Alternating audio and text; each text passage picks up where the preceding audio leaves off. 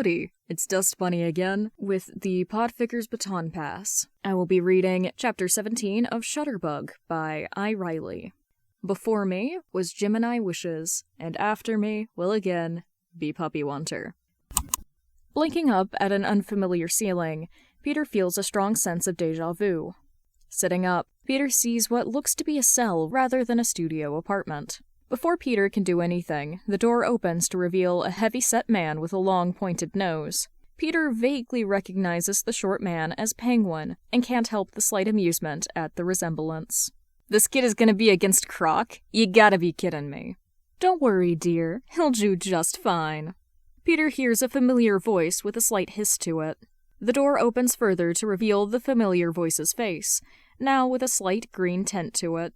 Standing in the doorframe next to the known rogue is Betty, her skin a pale green with a few scales poking out from under her hair, her eyes hooded into a slit, now a golden yellow. We'll see about that. Get him ready. He fights soon." With that, the short man walks out of the room, Betty lagging behind to send him a quick word, before following after and letting two men in to get him ready. Nothing personal. With Jason standing in the abandoned building as he waits, Jason starts to see some details he missed before. The building wasn't completely abandoned. There were some signs that people had been there. Some empty takeout boxes, handful of soda cans. Before he can search further, the door opens, with a slight ring, the bell on top still functional. Bruce and Dick walk in, dressed in their suits, and hand Jason a red duffel bag. Nodding to him, he moves to the back to change. Leaning on the wall as he slides his boot on, Jason glances down the hallway. Babs had said there was no sign of Peter or anyone leaving the building, but that she couldn't get any blueprints since they were destroyed in the last Firefly attack. As he lets his foot fall down to meet the ground, Jason sees it, a small glint down the hall. He calls over his shoulder as he walks towards it. "Guys, I got something back here." They're quick to make it to the back, falling in step behind him. Crouching down, Jason moves the box on top and opens what he knows is a secret door, 'cause of course it is. Staring down, they can see a ladder. Glancing up, Jason shares a brief nod before slipping his helmet on and starting the way down. With Peter, they had taken him to get changed and had given him some kind of protein bar, after which they just left him sitting in what Peter would describe as a waiting room. He knew he was right when someone came in to get him. They led him through another room full of random people, who of which Peter realized didn't want to be there. People like him, he supposed. Past that was another waiting room.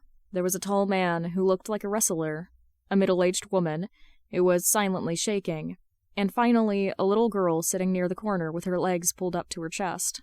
Once the guard left, Peter sat near the girl to try and comfort her, but she had pulled into herself even more.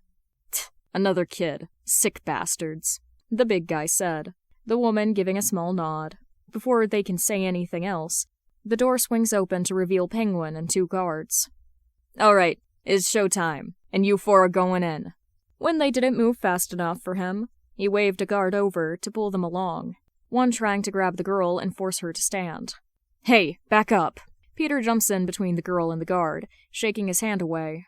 "She's just a little girl. What's your problem?" The guard reels from Peter's unexpected defiance, pulling their hand back and hitting him off. Peter doesn't budge. Ignoring the almost animalistic growl from the man in front of him, Peter makes eye contact with Penguin. "Enough. If he wants to fight for the girl, he fights for both their shares." The guard seems satisfied with that, and backs up. "Are you okay?" Peter asks, turning to the girl. She gives a shaky nod, but Peter's pulled out of the room before either can say anything. They're led down a dimly lit hallway before reaching a set of double doors. The guard in front of him pushes them open and steps through.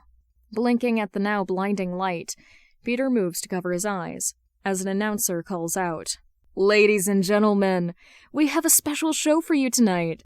Coming in now we have our underdogs, the civvies." They pause as the crowd cheers. Peter pushes into what looks like a fighting ring. They did say he was here to fight, when the announcer continues. "And they'll be up against a crowd favorite, the one, the only, Killer Croc." Before Peter can question a name like that, he sees a giant man who has the appearance of a crocodile walk into the ring. Holy shit! He thinks as his eyes go wide. He can see the other two start to shake, the bigger man trying his best to hide it. Gotta get them out of here. Turning to Penguin, he gives, what he hopes is, a confident grin. Hey, Penguin. He sounds a bit surprised to be called out. Let these two go back. I can take him myself. The short man laughs, and he swears Killer Croc's eyes twitch. Very well, I like your spunk, kid. He turns towards the guard. Go take the other two out. Put them in the room with the girl. The guards do as told, as the announcer informs the crowd of the change. It seems like the kid down there has challenged Croc to a 1v1. Once the door was closed, Peter matched Killer Croc as the other man began to move, circling each other as they wait for the bell. This wasn't his first fight ring, and Peter doubts it will be his last. Ding. With the sound of the bell, both Killer Croc and Peter move. Croc launched forward, while Peter used his momentum to launch himself over the man's back, hanging onto the cage around the ring. Gotta be faster than that, Croc. All he gets in return is a loud growl. Jumping out of the way as Croc makes a swipe for where he was before, lands on the ground behind the man. You can't run forever. He had a point. So, with that thought in mind, Peter rushed forward, jumping up and punching the giant crocodile man in the jaw, watching as the man stumbles back, hand on their chin, and a smirk now on their lips. Snout? Peter knows he's about to get it. The large man runs forward even faster than before, and swings at Peter, knocking him into the cage behind him. Letting out a huff as he stands, Peter starts to run at Croc. Said man charges in himself, surprised when they lock hands and Peter is able to push him back as much as he's being pushed. Ha, you certainly are an interesting one. Not many people can match my strength. I could say the same. As Peter talks, he lets himself use a bit more of his superpowered strength, pushing the larger man back until he's backed into the corner. Yield. Not a chance. This is a deathmatch, kid. Only way you're making it out alive is if you kill me. Not gonna happen. Then you'll die. Croc grips his hands tighter as his tail lashes out to send Peter flying. Grabbing onto the cage as Croc starts to walk forward, Peter stops. Someone was watching him. Not the crowd. He tuned them out already. Look up. Looking up, Peter sees a pane of glass. He had thought it was the announcer's box, but a closer look shows otherwise.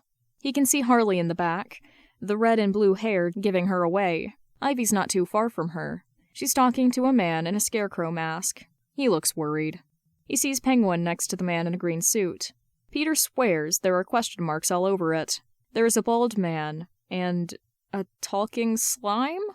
What Peter sees next makes him freeze. What? A man in a red and black suit, two swords strapped to his back. Peter almost thinks it's Deadpool, until he sees the man's face. He is an older man, his white hair giving it away, and he has an eye patch covering his right eye. A face that is staring directly at Peter. The man gives Peter a little wave, but before Peter can think on it, his spider sense kicks in. Jump. Jumping, Peter remembers he's still in a fight. Landing on the ground, Peter decides to end the fight. If it was a death match, all he'd need to do is knock Croc out.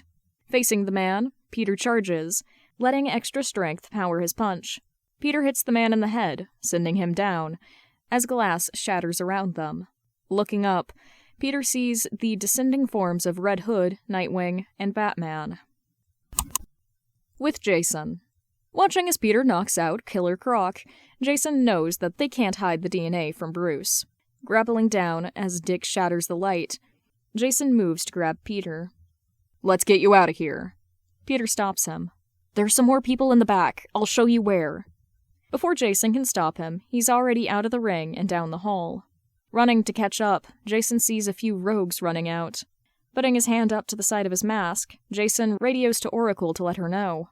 Rogues running out. I'm getting civilians out. On it, Red. Stopping when he sees Peter crouched, Jason watches as Peter gently picks up a little girl and lets her on his back. There's more through here. Jason can only nod, as a woman and man follow Peter. It took a little bit, but everyone was evacuated, and the police had started their investigation. Jason was standing off to the side while Peter got questioned. Dick has joined him, a little bit before Bruce had. No doubt, Bruce has his own questions. Excuse me? Looking over at the new voice, Jason sees the little girl Peter had been carrying. What's the matter? Bruce asks in a quiet voice. He'd always been worried he scared children. Is he in trouble? She looks over at Peter, and Bruce looks too. He was talking to a police officer. Looking back, Bruce kneels down and pulls out a lollipop, handing it to her as she smiles. Jason sees a flash of light and turns towards it. Peter had taken a picture with his recently returned phone. Bruce turns to look at him, but Peter just waves and smiles before walking away.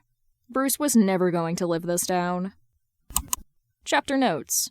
I can't write fight scenes well, and I kinda rushed the end. But I wanted to get a chapter out before we get another hurricane.